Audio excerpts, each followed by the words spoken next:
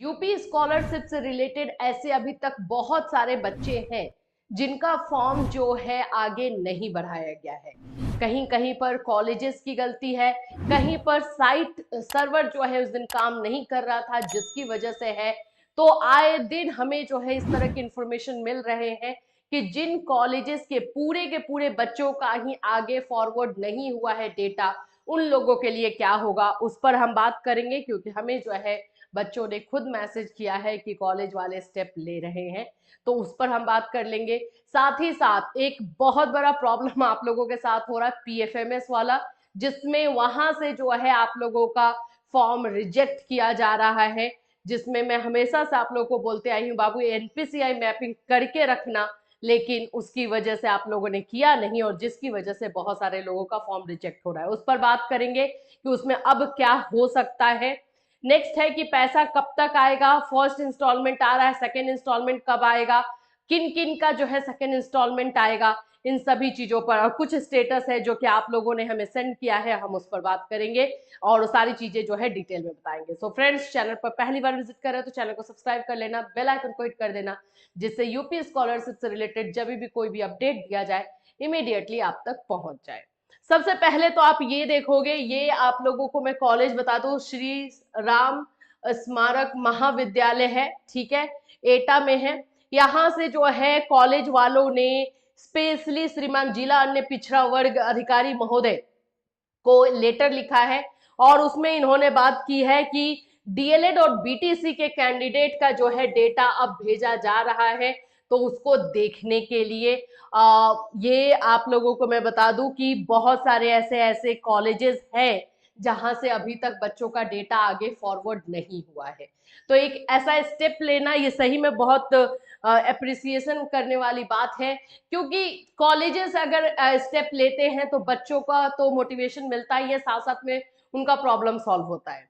एक यहाँ पर मैं आप लोगों को दिखा दूं, ये आप लोगों का बच्चा जो है मैसेज किया है कि यूपी स्कॉलरशिप में ये वाला प्रॉब्लम जो आ रहा है, इस पर मैं बात करूंगी। ऐसे प्रॉब्लम सभी बहुतों को मिलेंगे, जिन्होंने ये गलती की है उनको इस गलती का तो सजा मिलेगा ही।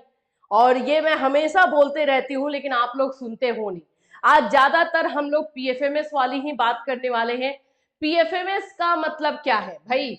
ये जो है यहाँ से आपका फाइनल जो एक होता है, फाइनल प्रोसेस है, जहां से आपका अकाउंट वेरीफाई किया जाता है, बैंक अकाउंट जो आपने दिया है कि वो आधार से लिंक है या नहीं, जिसको कि हम डीबीटी कहते हैं। देखो होता क्या है, डायरेक्ट बेनिफिट ट्रांसफर इसका पूरा फुल फॉर्म है। जब पहले जो है जो भी स्कॉलरशिप दी जाती थी कॉलेजेस यूनिवर्सिटी के माध्यम से दी जाती थी, जिसमें बहुत ज्यादा घोटाला हुआ करता था।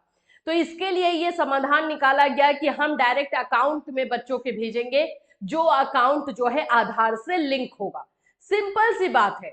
आप लोगों को हमेशा से जैसे ही फॉर्म भरना स्टार्ट नहीं होता है, मैं आपको बता रही थी, एनपीसीआई मैपिंग उसी अकाउंट में करवाना जो अकाउंट आप लोग स्कॉलरशिप का देने वाले हो। 10 दिन का भी टाइम नहीं लगता है एनपीसीआई करवाने में, और जो नहीं करवाए हैं उनका रिजेक्ट होगा, इसमें कोई दो राय नहीं है। इस बच्चे का मैं आपको दिखा रही हूँ, इनका रिजेक्ट कर दिया गया है। वैलिडेशन स्टेटस जाकर के लोग चेक कर रहे हैं। चेक करने का तरीका बहुत ही इजी है। पीएफएमएस के आप लोग को साइट पर जाना है और वहां से आप लोग को या तो बेनिफिशियरी वैलिडेशन, यानी कि आप वैलिडेशन चेक कर रहे हैं कि भाई आपका अकाउंट वैलिड हो रहा है या नहीं, तो वो यहाँ से इस पे क्लिक करके और ये एनी अदर एक्सटर्नल सिस्टम आप लोग को डालना है और उसके बाद से इसको सिलेक्ट कर लेना है बेनिफिशियरी वाले को, और अपना एक एप्लीकेशन नंबर जो था, एप्लीकेशन आईडी जो था, वो आपको डाल देना है और सर्च करना है। तो उसमें आपको पता चल जाएगा कि आपका बैंक अकाउंट जो है वेरीफाई होने वाला है या नहीं। कुछ लोगों का अभी तक वेरीफाई आ रहा होगा, लेकिन लास्ट मोमेंट में वो रिजेक्ट आ जाएगा, क्योंकि उनका अकाउंट नंबर जो है वो आप यूआईडी जो हम बोलते हैं कि आधार से लिंक होना, एनपीसीआई मैपिंग होना, वो नहीं होने की वजह से जो है रिजेक्ट किया जाएगा। तो अब इनका क्या हो सकता है? शशांक नाम है इनका, और इनका जो है अमाउंट देखिए 57,000 जो है अमाउंट है, और भेजा जाना था। बताओ, ये पैसा तो आपका गया। एरर डिस्क्रिप्शन में दिखा रहा है कि UID does not belong to beneficiary, UID from beneficiary file. Simple तरीका है ये। अब इसमें आप लोगों ने खुद से लोचा किया हुआ है। अब सुनो इसमें क्या करोगे, ये एक बार और ये लोग चेक करेंगे और रिजेक्ट तो हो गया है तो ज्यादा चांस नहीं है। 16 मार्च को आप देखोगे तो आपका जो है रिजेक्ट किया गया है, यानी बहुत बार जो वेरिफिकेशन होने के बाद 16 मार्च को फाइनली रिजेक्ट हुआ है। 17 मार्च आज है, यानी कल रिजेक्ट आपका दिखा दिया है। लेकिन फिर भी एक रास्ता मैं बताती हूँ, जो रास्ता आमतौर पर होता है, और जिन्होंने अभी तक नहीं किया प्लीज इट्स अ रिक्वेस्ट, क्योंकि आप लोग फिर हमें मैसेज करके पूछोगे कॉल करके कि मेरा क्यों नहीं हो रहा है, क्यों नहीं हो रहा है। गलती खुद करोगे और सोचोगे कि आपको हर गलती का जो है फायदा ही मिल जाए, ऐसा नहीं होता है।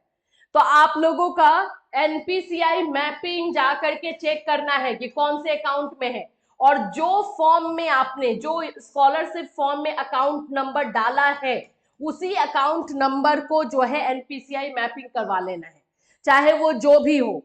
आपने जो भी अकाउंट डाला है आपके फॉर्म में, उसी से एनपीसीआई मैपिंग होना चाहिए। कल मुझे एक बच्चा बोल रहा है कि मैम मेरा ना पहले गांव वाला एक अकाउंट है, उसमें पैसा आता था, और इस बार मैंने जो है यहाँ शहर का कोई अकाउंट था, उसका नंबर डाल दिया है।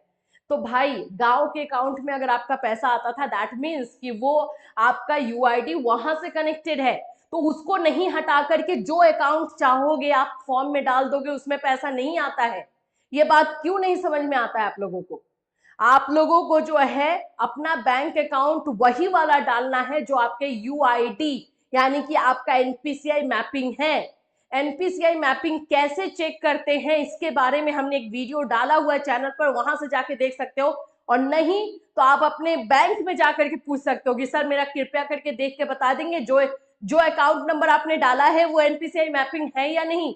वो लोग बता देंगे। वो अगर आपने जो अकाउंट नंबर डाला है फॉर्म में और वो जाके बैंक में पूछोगे कि मेरा एनपीसीआई मैपिंग है कि नहीं, होगा तो बोलेंगे कि हाँ है, ओके, और नहीं होगा तो बोलेंगे नहीं ये वाला अकाउंट तो एनपीसीआई मैपिंग नहीं है।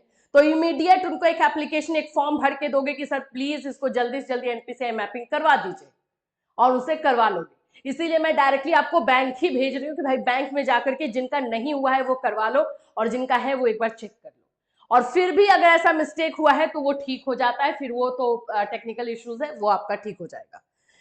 तो एक इनका हो गया। नेक्स्ट आप लोगों का अगर मैं दिखाऊं तो ये भी वैसा ही है, आदित्य का है, लेकिन आदित्य में जो है यहाँ पे वैलिडेटेड दिखा रहा है, यानी कि आदित्य का 15 मार्च का है, तो आदित्य आपको टेंशन लेने की जरूरत नहीं है।